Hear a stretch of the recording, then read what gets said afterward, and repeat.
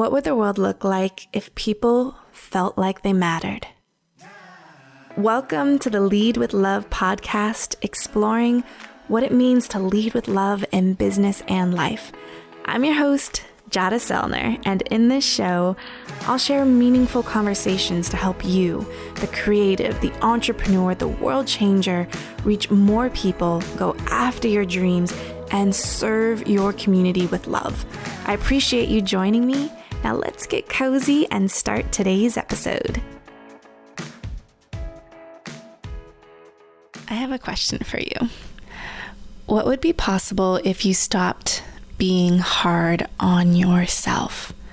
How much of your energy would be freed up in your mind? If you're a woman stepping into more leadership so that you can do big work in the world, then this episode is for you, because you are going to learn a simple 3-step process that can help you overcome your inner critic in every single arena of your life. And trust me, this process works. I've personally done it for myself, as well as my daughter who has just started middle school, and it truly works. You're listening to episode 133 of the Lead with Love podcast. And in today's conversation, I get cozy with one of my favorite people in the world, Amy Ahlers. Now, Amy is a master coach, featured keynote speaker. She's spoken on stages at places like Google and Oracle. She's also the host of the Amy Ahlers Show podcast and the best-selling author of Big Fat Lies Women Tell Themselves and Reform Your Inner Mean Girl. Now, Amy is on a mission to stop women from self-bullying and being able to transform that self-bullying into self-love so we can stop being so darn hard on ourselves. And with nearly 2 decades of coaching experience, Amy has created transformational programs such as the Inner Mean Girl Reform School with Christine Arylo, Finding Your Calling with Beck and Lissa Rankin, and Lift Off Business Academy. And she now facilitates programs to help transform the corporate culture for women so they can shine, rise, and lead. Yes.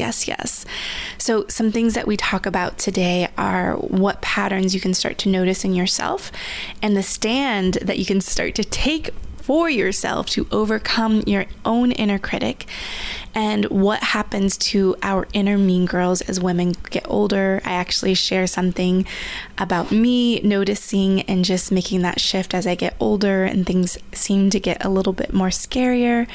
The job of the inner critic and Amy's wake-up call 3-step process for quieting that inner voice inside your head, and really how to bring your inner mean girl out of the shadows and into the light so she can be healed. So powerful. And we'll also talk about how you can use this simple process with our children so that they can tune into their own inner critic and their inner wisdom, and what we can do to heal our addiction to achievement if you happen to fall in the achievement junkie category. We'll also talk about what it means for us as women stepping into bigger leadership roles in our careers and lives. Now, of course, you can head over to giadaselner.com/133, and you'll find the full show notes from this episode over there. And I'm so excited to get cozy with Amy Ahlers. Hi, Amy. Hi, Giada. Oh my goodness. I'm so excited to have this conversation with you because we daily vox. I know, right? So true. And we mastermind together on a monthly basis. And I always like to just kind of reminisce on how we first connected and met. And I know Sarah Jenks was the one that introduced us, said that we had to meet each other, and we had gone through, similar transitions in business and having business partners and just all of those things where we were able to connect and collide. And I remember us having we were having lunch, right, in Lafayette. Yes, I totally remember. We had like a lunch and then we just wanted to keep talking. So we had like a 3-hour lunch and then we went on a walk. Yes. Because we just couldn't stop talking. And I was like, I love Giada. Yes. And just there was so many like common touch points of like theater background, married to musicians. Yes. We have daughters that are the same age. Yes. And you've just been a powerful person in my corner. And just like, I'm so excited to dive deeper with you, but just you're such a powerful, amazing coach in really being able to see the whole person and really allowing women to just fully express themselves and like own who they truly are. And so I'm just thankful for your friendship. I'm thankful that I get your business brain in my world. And I'm just excited for people to get to know you. Thank you so much, sweetheart. So much. Yes. I'm blushing. My cheeks are a little hot. So thank you, honey. I love it. So I always like to ask a pretty big question, and you've actually been behind the scenes and me even carving out my messaging and what leading with love means to me and the love over metrics movement. And so I just feel like you have such a backstage pass to all of the pieces, even as I was preparing my TEDx talk. And my curiosity right now for you is, what does leading with love mean to you? And how do you actually put love into practice in your own business? I love this question, and I'm a listener and fan of your podcast. So I love hearing people's answers to this question too. And, I think like so many of your guests, and I know like you as well, that really understanding that every time we send out an email, every time we put up a post, every time we spread our message in some way, that we're actually reaching real human beings, real hearts and souls on the other end. And the more and more and more we can connect with the people that we want to serve, and the more that we can connect with the hearts and souls and remember that behind the numbers, behind the metrics, right, that there are actual human beings with dreams, human beings that are having struggles and challenges right now, human beings that are really needing the words that we are sharing and the messages that we are sharing. The more we can connect to that, that is what leading with love is to me. My friend Shiloh and I, in our program Radiance, we talk about, instead of target market or ideal client even, we talk about it as your beloveds. And that's really the core, like using the language that captures the essence of who you want to reach. When I talk with my, VIP business coaching clients, and when I say VIP, I mean very inspiring person, because we're all important, darn it, right? That right there is leading with love. But it's like, when I work with those clients, I say to them, write a love letter to your beloved client, to your future client. Write a love letter to them. And that's the marketing message. So the more we can tune in with our heart and really look at who we're here to serve and look at who we really hope to reach with our message, that's what leading to love means to me. And I know I've been doing a lot more keynoting and speaking on bigger stages in the last couple of years. You've been a part of behind the scenes of me doing more and more of that work. And I've been doing a lot of work in the corporate sector and speaking to women inside corporate jobs, whether at Google or Oracle or Charles Schwab or where have you. And the thing that I love the most about that is I get to look at people in the eye. And that's like one of the things that I really feel when I'm doing a keynote. I'm not like the person that's hiding in the green room. I'm the person that is greeting people as they walk through the door and looking them in the eye. When I see someone that's sitting in the audience that's kind of on their phone waiting for the talk to start, I like to go up and say, "Hey, I'm Amy. I just wanted to really thank you so much." And like looking them in the eye and saying, "Thank you so much for being here." It's really hard to give a keynote when no one shows up, and they laugh or what have you. But it's like making that personal connection. And the thing that's so beautiful about that is not only does it have people feeling welcome when they're in a bigger room about to sit down for another talk, right? But it also helps me with my nerves, because then it's not that I'm up in front of this big crowd.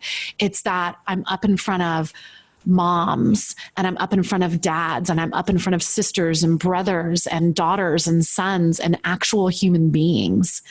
And that to me is what leading with love is all about, and how I try to practice it inside my business. Was there, I think about like little Amy or just, I love that you said that, Giada. Yeah, I'm just curious, you know, that welcoming and almost helping calm your own nerves. Like, was there a part of you in your childhood where you were able to express that, or did you experience it from someone else where you knew that it would be something that you would take with you into your adult years? You know, I feel like that welcoming, that, you know, I'm one of the most fortunate people I know because I hit the jackpot when it comes to my family. I have incredible parents. I have an incredible big sister. I have a little sister that's technically my cousin, but I call her my little sister because she's like my little sister to me. And I come from this really incredibly strong family unit where I was deeply loved. My parents have been married over 49 years now, and they still hold hands. I just recently went on a trip to Italy with my mom and dad and big sister. We left the husband and kids at home, and it was amazing to re-experience my family unit that I grew up in, and to know that, of course, there were challenges, and of course, there were, you know, things that were toxic, and just like every family. But overall, the overarching theme was love, and was really being raised in an incredibly loving environment. So I remember when I had this is random, but I had this astrological reading a few years ago, many years ago, actually. And it was funny because the first thing the astrologer said to me was, "Wow, you're not a tortured soul." And I laughed and I said, "Oh, what do you mean?" And she's like, "Well, I mean, I just see like in your birth." She's like, "Oftentimes as an astrologist, I talk to a lot of people who are tortured souls because they're coming to astrology to kind of get some understanding of why they feel so tortured." She's like, "That's not who you are at all." And I was like, "Yeah, I'm not. Waters run very deep with me, but I'm not a tortured soul." And she said, "Let me tell you something. The biggest thing you can do to honor the fact that you're not a tortured soul is to be grateful for it and appreciate it." And I was like, wow, okay. And it was like, it gave me this profound permission to celebrate that, and then to bring that to my work in the world, and to, you know, be a salve, be medicine for other people, that where they are being really hard on themselves, or they are having a really hard time, that I can hopefully bring that welcoming, warm, nurturing energy, because I carry that with me. It just feels like you get to the abundance of love that is like deeply rooted, that you really truly get to serve from the overflow. And like, yeah. And it is like, I feel that deep presence with you when I'm in a room with you, that's like, it's just this deep mama bear love and hugs and strength, and just like, oh, like, so that's really powerful to see that reflection of that you're not a tortured soul, and how to have the permission to be grateful and to celebrate that. That is so beautiful. And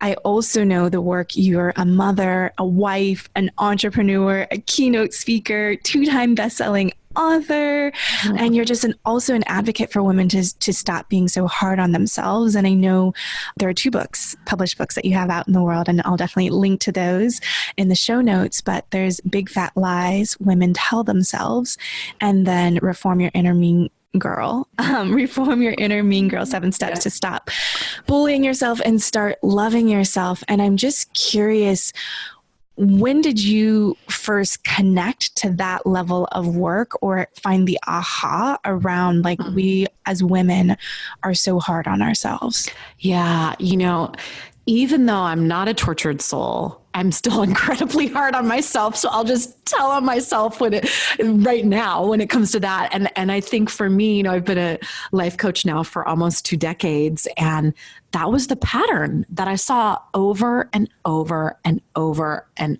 over again, especially with my female clients, where there was just this toxic pattern of being incredibly hard on ourselves, of underestimating ourselves. And study after study shows this too, that women underestimate themselves. We think we're going to do worse on tests. We think that we're not ready for that promotion. We think we have to, check every single box before applying for a job. We, don't stand up for ourselves when it comes for asking for raises. And when we do, we ask for a third less money than men do. Like, it is insane how hard we are on ourselves. And I noticed it initially with my clients in my small private practice when I started coaching.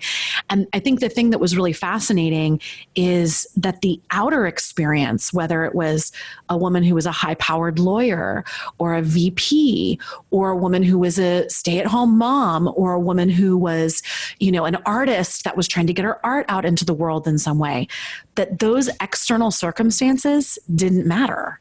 The pattern was the same on the inside.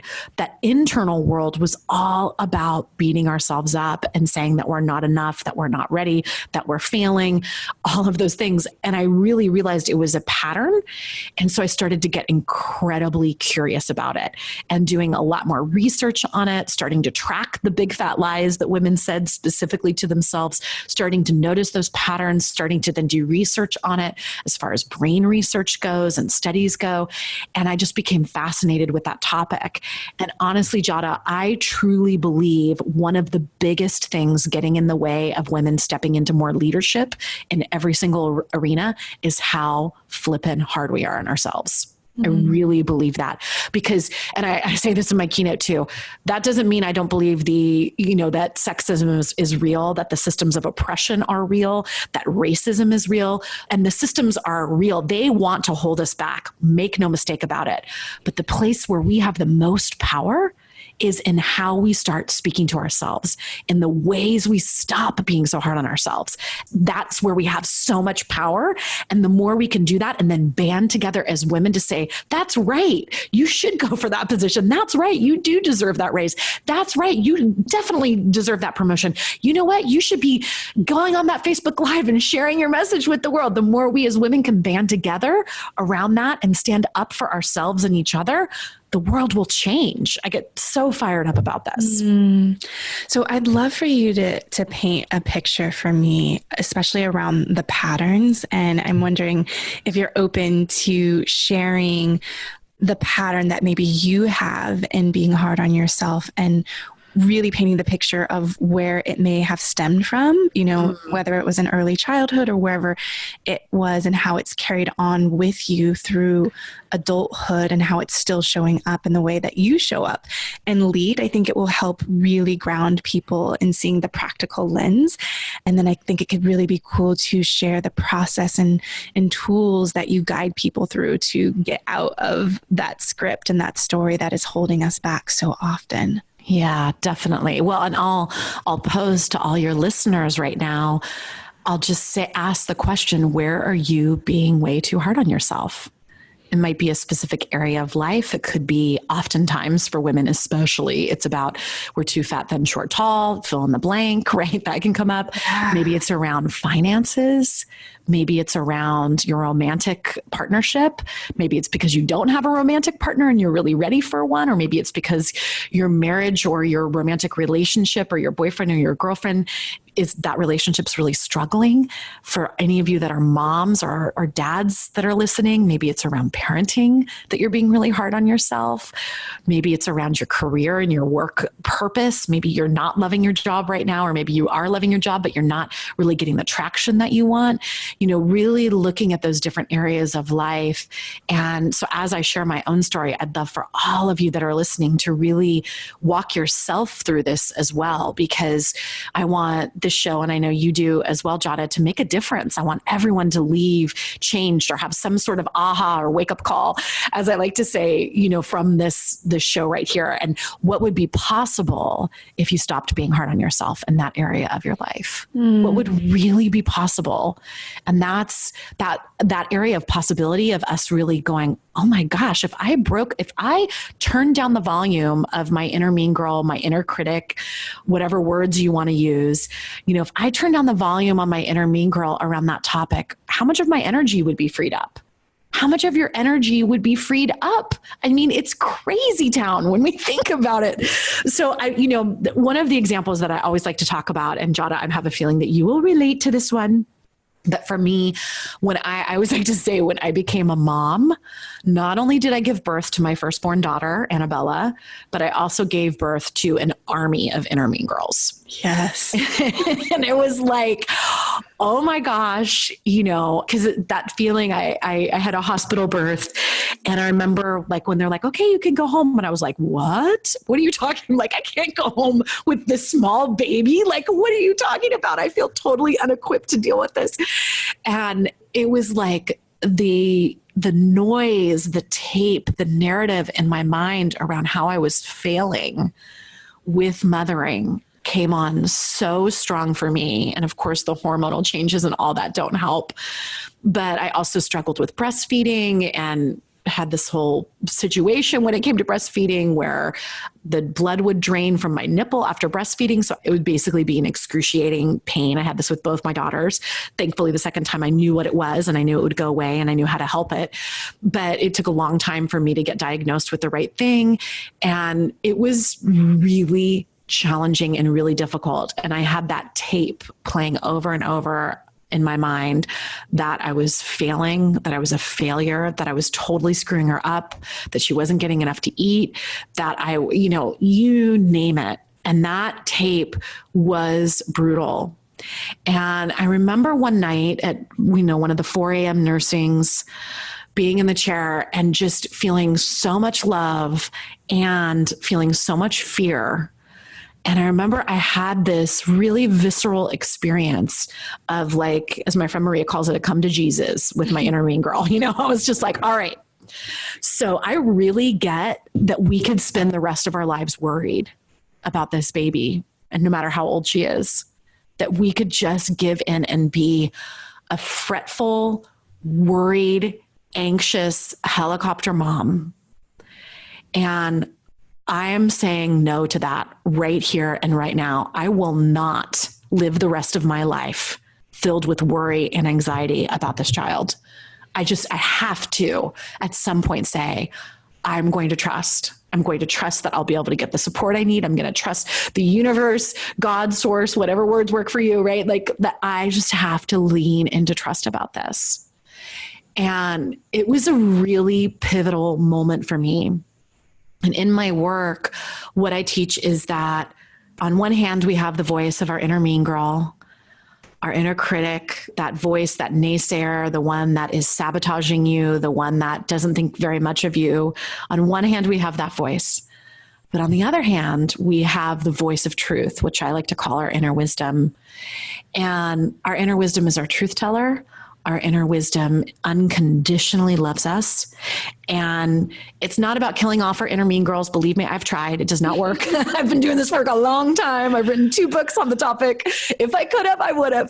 But instead, it's about saying, you know what? You don't get to be the decision maker in my life.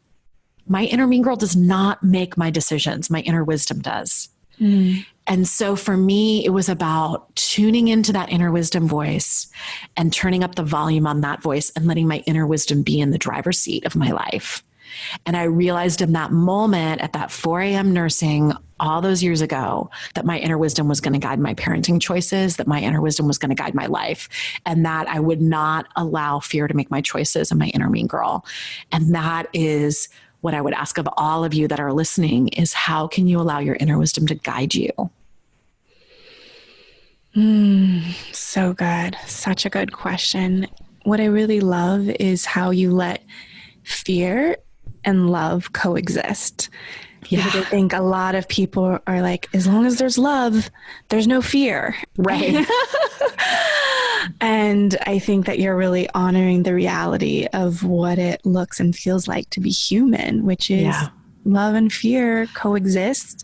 The inner mean girl and the inner wisdom coexist, but we are leading with love. We are leading with our inner wisdom, and we get to honor. And I know you say, like, let the inner mean girl rant, right? Like she can have a say, but she doesn't get to make the decisions, and she's not the guiding force in your life.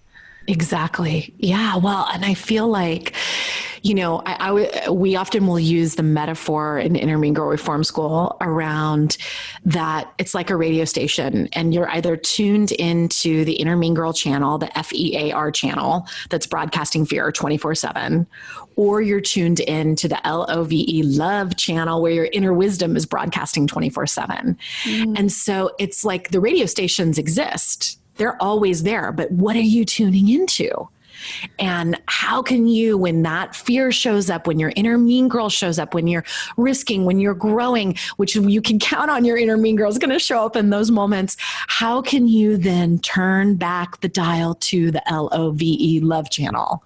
And that's what, I feel like in every moment of every day, we have a decision around that. And by default, our brains, especially for the women listening, we have a really strong negativity bias in our brains. And so our brains are programmed to stay on that FEAR channel. We're actually predispositioned, especially as women, to be tuned into that station because it was about safety. And it still can be in moments. We love it when our lives are actually at risk, that we're like, okay, I'm on guard here. I am tuned into that, right? But oftentimes we don't need to be tuned into that. More often than not, we don't need to be tuned into that.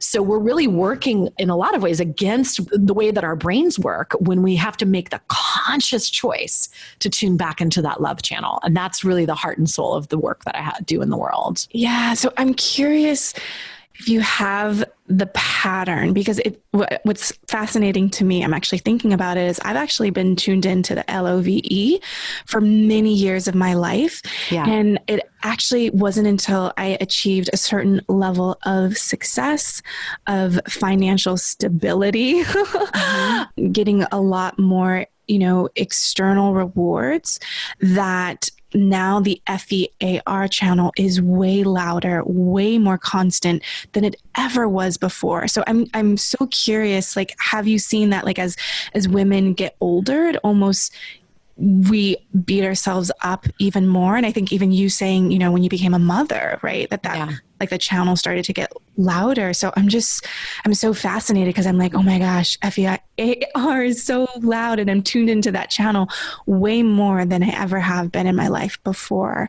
Yeah. And you've witnessed that repeating script and dialogue for me that's been going on for a couple of years. So I love you, Giada. I love that you just told on yourself like that. I love your vulnerability and your truth telling. I just adore you. I love that you just shared that. And I know that there's so many people that are nodding their heads.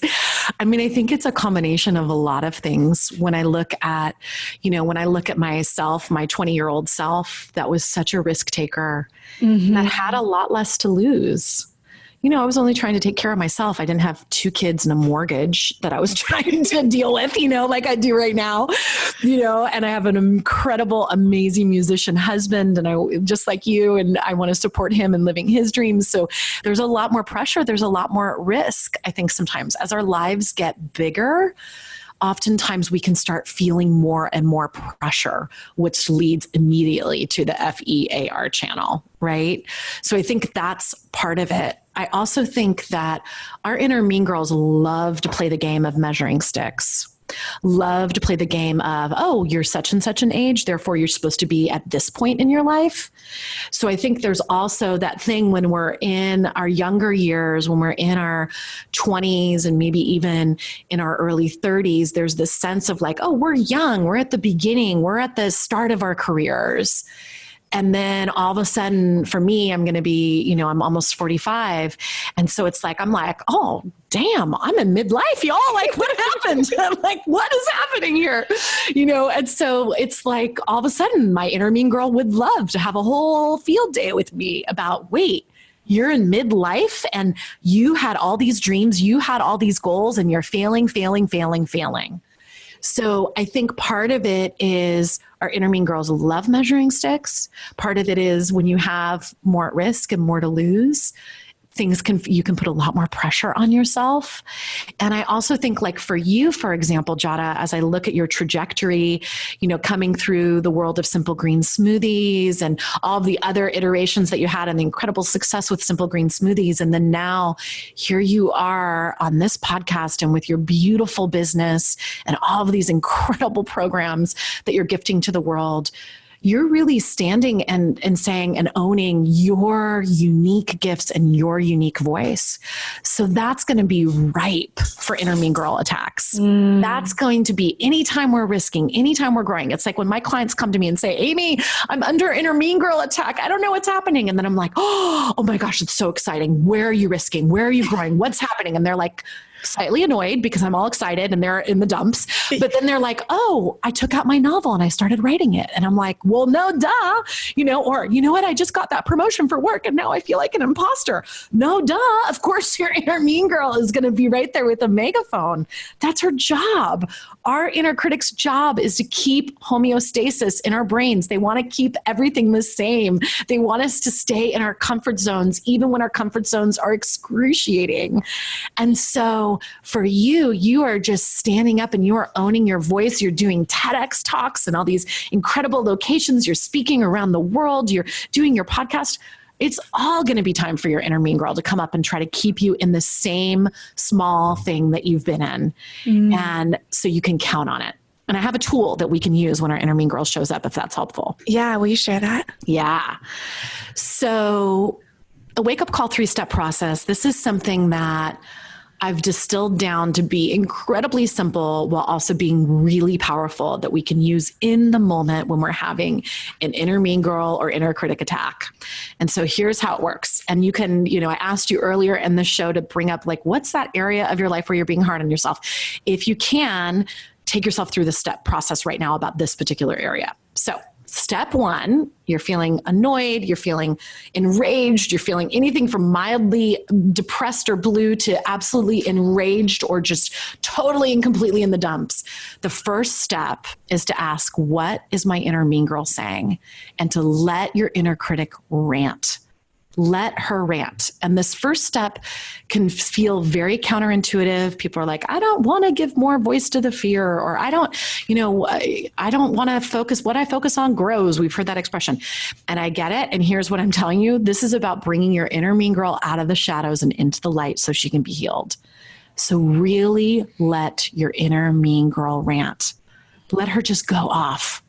And what you'll discover is just like a tantruming 2-year-old, right? All of a sudden they reach the peak and then they let go of the tantrum. So just wait until your inner mean girl has said everything that she needs to say. Usually she goes in for a low blow, and you're a failure, or you'll never amount to anything, or you're not enough, or you're going to end up dead and homeless, or whatever it is, right? She'll really go for the jugular at some point, and then she'll kind of stamp her foot and be done with her say.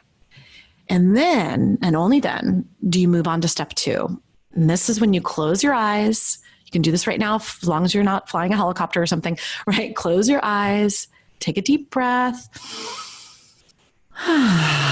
and ask, what does my inner wisdom know?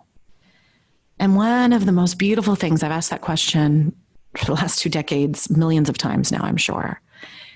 And you are so wise. Your inner wisdom is just waiting behind the wings for you to ask her to speak. And she has the most incredible truths to share with you. Sometimes people get scared to go into that inner wisdom place because they are like, oh gosh, she's just going to kind of, blow sunshine up my you-know-what. And but the thing is, she's a truth teller. So she'll also deliver the hard truths like, sweetheart, you need to file for divorce, or put down the cookie, or get out of that business, or it's time to leave that partnership, or whatever it is. She'll do it, and she'll deliver the hard truths with absolute unconditional love for you. So you can trust that. So what does my inner wisdom know? And then after your inner wisdom is spoken, the third step is a neuro-linguistic programming and NLP technique where you do some sort of small gesture to lock in your inner wisdom's truth. So for me, I usually tap on my heart or put my hand on my heart, and then you repeat back out loud, if possible, your inner wisdom's truth. And this is for you to really physicalize it, to lock it in, to cement it in, to start building that new neural pathway in your brain so that you can start having better access to that love channel. So again, step 1, what is my inner mean girl saying? Let her rant. Step 2 is close your eyes, take a deep breath, really important to do that. And then ask, what does my inner wisdom know? And the third step is to repeat back your inner wisdom's truth while doing a small movement or gesture. And that is something that you can use anytime you're being hard on yourself about any old thing, and it will really return you back to that love channel so that you can feel your inner wisdom's truth. Thank you for sharing that, Amy. And I just want to say that this simple process really works. I voxed Amy when my daughter, she's 11 and she just started middle school. And I was like, wait, what's the process? What do you do? Yeah. And I guided her through this exact process. And it was so fascinating to hear her inner voice, the ranting, right? The raging, and just giving her a space to speak. And then for her inner wisdom to, it was just so powerful how connected and tuned in our children are to themselves. So if you have a young one, this is a beautiful practice, because how would you say for someone if they were doing it with their own child? I know you know how to do it. What would you? Yeah. So I've been, when we look at the development of the brain, the inner critic, our stream of consciousness, inner dialogue doesn't start until around age 6 or 7 in human beings. So I really noticed this because my oldest is 11 as well. And then my youngest is 4. And so, yes, it's 6.5 years difference, people. Long awaited baby number 2. And so my 4-year-old doesn't have an inner critic yet. It is so fascinating because you can see it, right? They just kind of feel what they feel in the moment, and then they're on to the next thing, and then they're happy, and then she can turn on a dime. It's fascinating. Wow. But around age 6 or 7 with my oldest daughter, I started asking her things like, do you ever say things in your head that aren't very kind? And she'd be like, what? No. And then one day she's like, yes, mommy. And so I've been working with these tools with my oldest for a number of years now. And it's so fascinating. And I just am like, oh my gosh, if I would have had a connection to my inner wisdom voice and been able to discern between the voice of my inner mean girl and the voice of my inner wisdom from a young age, I can only imagine the difference it would have made in my life. And so I'm really working on gifting that to my daughters and helping them work through that and trying to really help them nurture that connection to their inner wisdom. And we do, little meditation, we do EFT together, we do all sorts of woo-woo stuff in my household, which I love. And actually they love too. But with my oldest, in the beginning, instead of inner wisdom, I'd say, what did the fairies know? Which was, she was super into fairies. She still is. And my youngest definitely is as well, but really into fairies. And so that helps. So you can kind of use different metaphors depending on what they're really into, where it's that voice of magic, that voice of love for them. You can also say, what does love know? And then you can, in Inner Mean Girl Reform School, we teach women to draw their inner mean girls and this is in the Reform Your Inner Mean Girl book. There's actually a Hall of Fame, an Inner Mean Girl Hall of Fame in the back of the book with a whole bunch of different drawings from clients and my own inner mean girls in there. And Annabella's, my oldest, one of her inner mean girls is in there too. She wanted to be included in the book, so you can check that out. But I recommend drawing it, and you can have your child draw their inner mean girl, or you can find a picture online or in a magazine that represents that. Or I have a client that, you remember those troll dolls where you rubbed them together would go crazy. That was one of my clients' inner mean girls. And so when she'd work on her artistic project or her business, she would take the actual doll and put it in the drawer and be like, you're not allowed in this conversation. Oh, I love that. So there's some fun, this is all about having fun with it, which when we're in that place of play and in that place of fun, it really allows us to release our inner mean girls. Don't mistake the play for not being powerful, because there's great power in play. So you can do all those kinds of things with your kids and ask them those questions. And it's amazing how in tune my oldest daughter is with her inner wisdom. It's pretty remarkable. Yeah. And I'm actually getting to a link to the show notes, but you're leading a mother-daughter workshop, which Zoe and I will be at. So if anyone's in the San Francisco Bay Area, come and join, because this work is so powerful. And what I love is that it can be applied, with our with ourselves in so many arenas. So including entrepreneurship, which I think you are so masterful at. Not only are you a powerful life coach, but also a business strategist. And it's like you get to hold both sides of the emotional, the mindset, all those pieces that are holding us back, as well as more of the integrated tactical strategy. And I just think it's a very powerful fusion that you have. And I know you mentioned Radiance, which I will link to in the show notes as well, because your body of work is so broad and beautiful and needed. I think it's just like what we have not had the access or the tools. I always talk about, we don't have the tools to have conversations with other people, right? Like with our spouse or a business partner, but we actually are never given tools on how to have a conversation with ourselves. Right. Well, I always say that the only person you can count on for being in your life from your first breath to your last breath is you. That's the only person that's going to be around for the whole journey of your life. And yet we spend so little time cultivating and nurturing a loving and compassionate relationship with ourselves. And whether you're an entrepreneur and a visionary business owner, a coach, a healer, an entrepreneur in some way, and you're really working on bringing your message out into the world more, let your inner wisdom guide you. I always like to say my inner wisdom is the CEO of my business. I want her making the business decisions because she'll lead me to the projects that are in alignment. And I've gotten into massive trouble when I haven't listened to my inner wisdom in business. So it's like, oh gosh, why did I take that? I knew I shouldn't have. Like when those feelings happen, that's because you didn't listen to your inner wisdom, right? So it really is one of those things that you can use so often in your work. And I feel like especially in this world that you and I are in, we can count on, especially as women, of having our inner mean girls show up and try to take us down when it comes to our business goals and vision and what the difference we want to make in the world. Yeah. And I'd love to talk about one, because we both have daughters, but just about women using their voices. And also, I keep referencing our Vox messages because we're connected daily through that. But we've been talking about like the addiction to achievement, which I talked about with our other fellow Voxing friend, Julie Santiago, who we talked about this with, and just that desire for external validation of getting praise from the outside. I'm just, as we're using our voices in the world as women, as young girls, just what are your thoughts around that conversation and desire? And I know that I mentioned this to you of learning, like Zoe loves praise. Like she loves, achieving and kind of building up that repertoire from her being smart or school or, getting work done and being the best and better. And so I'm just curious of that, because I know that I probably have that in me, as I do have that in me as well. It's like, I used to say every year, I'm always doing something big. Like I'm going to get this big tattoo, or I'm going to move to Hawaii, or I'm going to start a business. Like there's always got to be this like big external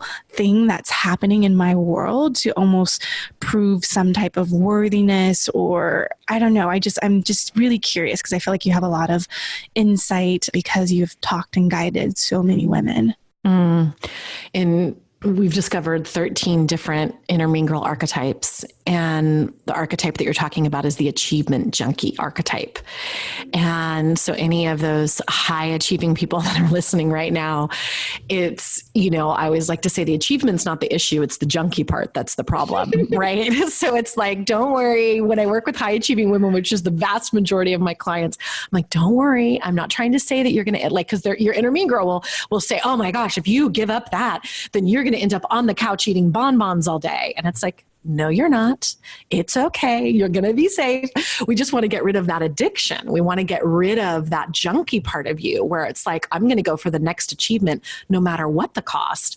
I mean, I can't tell you how many women I've worked with in the public sector and spoken to in my keynotes where they are such achievers that they forgot to have a life outside of work at all. And they wake up one day and they're 40 years old and they look around and go, oh my God, the only thing I have in my life is this incredible career that I've built. I don't have a partner. I never made a conscious decision about children. I don't really have, my health isn't very good, like all of those things. And it's really easy to get caught up in that pattern of being the achievement junkie. And so one of the antidotes to this is for you to actually stop and celebrate when you achieve milestones. So it's not about, oh, I'm not supposed to achieve anymore. It's about actually congratulating yourself and letting yourself take in the view from all of these incredible vistas that you're at. Because our achievement junkie will keep moving the finish line. It's like you're just about to cross the line and then it moves another mile. Mm-hmm. And you're like, okay, I'm going to go for it, And it's like, no, let yourself cross the finish line and then look around and celebrate it. And that in and of itself can be something that can really start curing that addiction to the achievement, because then it's about the beingness and really noticing and taking stock of, okay, I did that. And now what? Now who am I? And start really noticing the beingness versus just the doingness. There's this visual that is popping up for me in that, because you know how people are like, it's not a sprint, it's a marathon. Right. But I'm almost seeing it as like we're running whether it's multiple sprints or multiple marathons, but there's not just one race. Right. That there are many, and that we have to stop, celebrate, put that little medal around our neck, pause, drink some water, rest our bodies before we get into that next race, instead of running one long marathon where we constantly just keep pushing that finish line farther and farther, and we never feel like that we've truly achieved. Right, exactly. Well, and here's the other thing. The thing that you're racing for, because I always like to think about business as a game, life as a game. It's like, what's the game that you're playing? And what's the way that you can really approach it like a game? Like, okay, we're rolling the dice, we're having fun, we're playing the game. And the key to that is that when you're doing that sprint, the thing that's never on the line is your self-love and self-worth. That's never up for grabs. That stays with you as you run the race, whether you're in the winning position or you're absolutely the last one and you're crossing the finish line last. That you never allow your self-worth to be up for grabs. That's never part of the rules of the game. That's never part of the sprint. That's never what you're trying to achieve. And so when we uncollapse winning with love, that's when we break free of that achievement junkie cycle. So it's like with your daughter, with Zoe, it's like, yeah, girl, like go for it. Go for, getting that mile marker or whatever it is that she's working on right now, or the grades or the part in the play or whatever, go for it. But understand that that's not the rules for you to love yourself. Understand that your love is for yourself and our love for you is absolutely unconditional.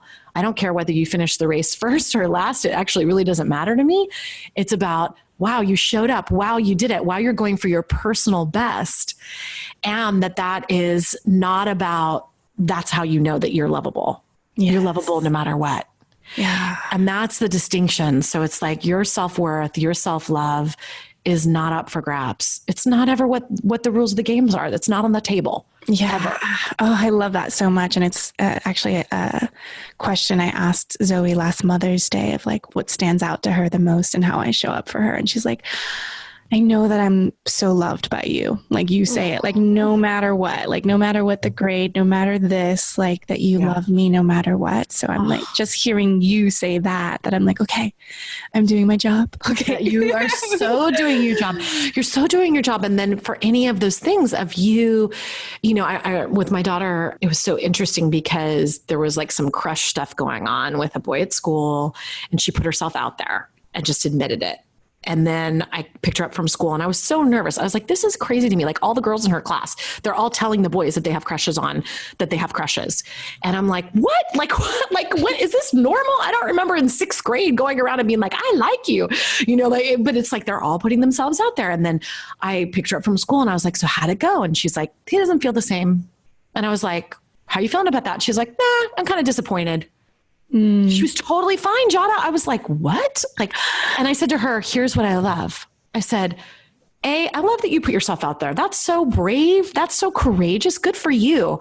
And he doesn't feel the same. And okay, like you don't love yourself any less. She's like, oh no, I think I'm really great anyway. Like, it doesn't matter. And I was just like, okay, like I would like to steal your confidence. Yes. Because as entrepreneurs, how often are we measuring how well we're doing in business, how much we love ourselves by the amount of followers on our, or likes or hearts or whatever it is, or the amount of people on our email list, or these things are toxic. It is toxic to try to measure your level of success or measure how worthy you are of love by how many people are on your flippin' email list. Mm-hmm. It's insane. And being someone that just recently cleaned off literally tens of thousands of people from my email list, I had to really have a conversation with myself about it. I was like, okay, these people are not engaged. It's okay to let them go, Amy. And it was like, but the number and the, and I was like, sweetheart, this has nothing to do with how loved you are or how worthy you are or how beautiful your work is. This is just part of the game. Yeah. So good. And it's feedback and clarity. It's like, totally.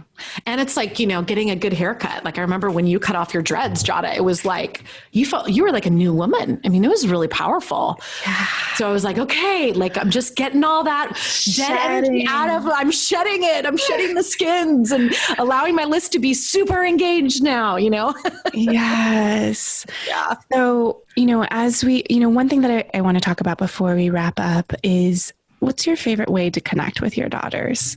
Oh, what a great question. So we have this ritual every morning before they go off to school. So sometimes we walk to school, sometimes we drive to school. It just depends on the day and how together we are in the morning.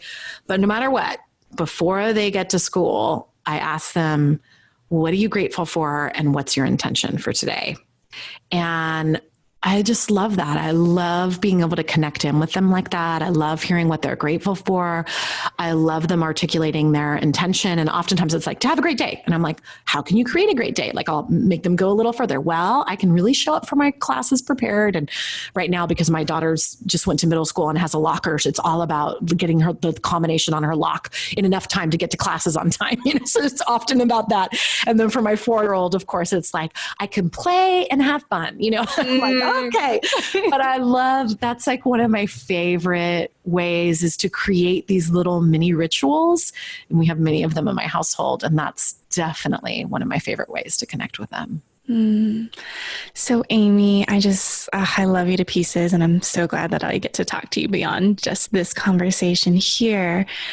But do you have a dream, a desire, a wish that has not become a reality yet? Your unsung song, something that you're just have a really deep desire to create in the world? Yeah. So you've heard me talk a little bit about this, but I've been working on this project called The Female Impact. That's a newer project that I'm working on with my friend Liz Logan. And we're working on really designing a women's leadership revolution, really a movement around women's leadership, because oh my goodness, our world is starving for women leaders, and not just women leaders, but women that are heart-centered leaders, that are compassionate leaders, that really embody the feminine presence in their leadership style.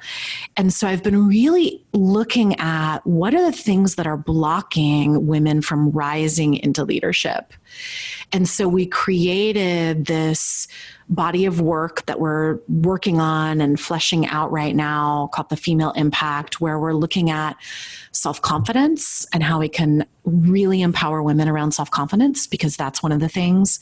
Support, really creating more support for women when it comes to leadership. Skills, looking at what are the skills that women are lacking that are making it so that they're not on as many boards as they need to be on, so that they're not in as many political positions, so they're not succeeding as much as they need to succeed in entrepreneurship. And then the final S is around structures. What are the structures that need to be changed in our society to really support women?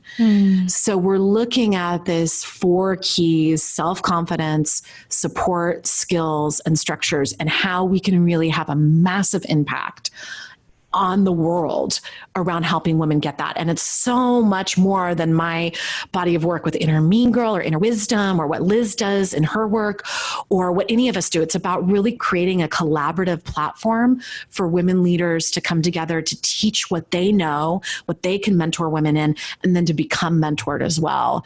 So I'm working on creating that particular platform, that particular mission, and looking at how we can get it out to the world at large. And I have so many unanswered questions about how to do it. But I know that as with any dream, we have to start with the why we're doing it and what the mission is and really understand what the new normals we want to be in the world. We're like, we want every board to have at least 50% plus women. We want every political body, whether it's the small town council all the way up to Congress, to have 50% or more of women. Like those are the types of things that we're looking to change so that if my daughters choose to have children, that they will exist in a completely different world than we exist in right now. I'm just so ready for people who are in their toxic masculine to not be empowered anymore. Yes. And I feel like it really is time's up. So that's what I'm up to, this movement. You know, we're working on funding. We're working on all sorts of different things with this female impact movement. And that's the big dream that I'm up to right now that feels so much bigger than just me and my dream. It's a dream I really have for the world. I love it. I'm just thinking of like how much representation matters, and with everything that's on TV right now, like it's rising. It is. But when we look at the political picture and all those pieces, there's definitely not a representation of everyone that is existing in this world at this time. Oh my goodness. So true. So true. Yeah. Is there anything that you'd like to share before we say goodbye? Oh my goodness. Well, Giada, thank you so much. You are just one of the most authentic, vulnerable, compassionate, loving women leaders that I know. And when I say like, I want more heart-centered, compassionate women leaders, you embody that on a profound level. And I just congratulate you and all of your listeners. And I just really encourage you to share Giada and share her work, because it is so important, the work that you're doing in the world. And I just love your TEDx talk and your message, and the way that you can really help the world lead more with love is so important. It's really the medicine that the world needs right now. And I just love you. And thank you so much for having me. I love you too, Amy. Thank you so much for your heart and attention in listening to Lead with Love. If this message, leading with love in life and business, and remembering the humans and beating hearts behind the numbers and all of that good stuff, I would love for you to take the time to leave an honest review. It would mean the world to me, and it also helps more people find out about the goodness and helping spreading more love in the world, which we really, really need. So I would really appreciate that, and I'll talk to you soon. Bye.